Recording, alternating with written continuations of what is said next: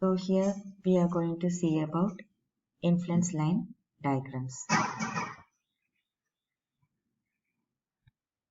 So what are influence line diagrams?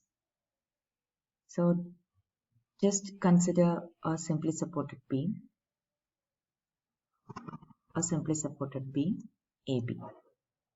So when a unit load moves from this end to another end, okay, when a unit load moves from one end to the other end along a beam, the graphical diagram you get.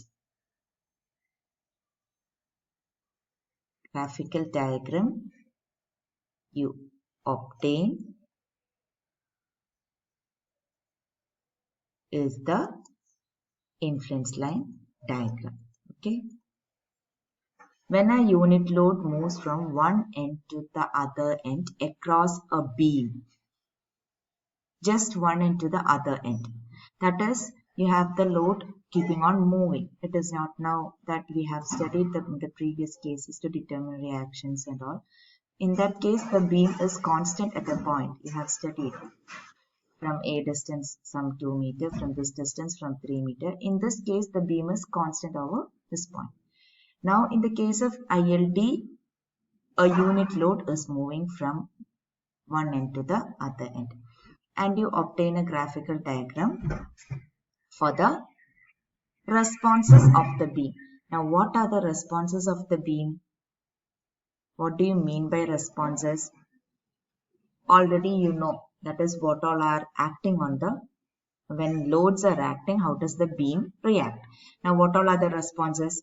One is reaction, it is a response. Then you have shear force. Then you have moment, bending moment. All these are responses of a beam. All these comes under. So what happens is you are going to draw, or ILD is the graphical diagram or the graphical representation of the responses in a beam when a unit load moves from one end to the other end. Now you have if in this case, just in this case itself, you have ILD, influence line diagram for reaction at A. That will be 1. The other one is ILD for reaction at B. That is, for each response, you have a separate influence line diagram. Then you have ILD for shear. Then you have ILD for bending moment.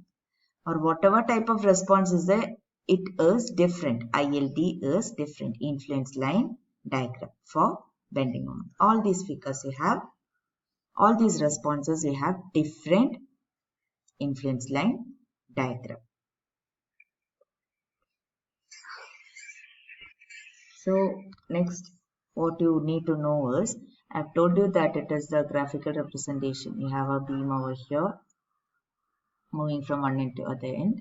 Just as an example, I'm drawing. You have if this is the influence line diagram for reaction at A. Okay. What is this diagram is, you are writing the function of RA. Okay, clear? This diagram, this ILD for RA is created by writing the function. You are writing function of RA. If you need to calculate what is the value of RA at this point, you need to substitute the values of X and L in this function. Okay. So, in ILD, what you are going to do is, you are drawing the responses when a unit load moves from one end to the other end, and you are drawing the diagram. That diagram is the function. Okay, that is the graphical representation, means you are writing the function and you are drawing it. So if you need to get any values at any subsequent points, you need to submit the